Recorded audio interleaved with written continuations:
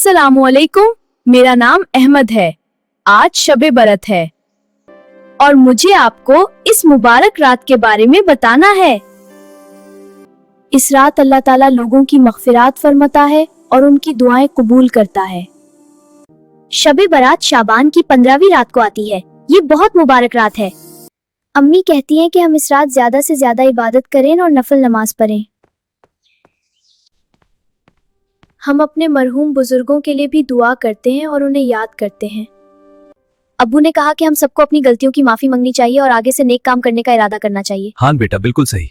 इस रात लोगों को हलवा, खीर और रोटियान भी तकसीम करनी चाहिए ताकि सवाब मिले। मैंने भी पूरी रात जागकर कुरान पढ़ा और अल्लाह से अपने और अपने खानदान के लिए दुआ की। याद रखें, शबे बारात सिर्फ रोशनियां जलाने का दिन नहीं बल्कि इबादत और नेकी का दिन है। तो इस शबे बारात ज्यादा से ज्यादा इबादत करें और अल्लाह से अपनी और सबकी मग़फ़िरत की दुआ मांगें। अल्लाह हाफिज।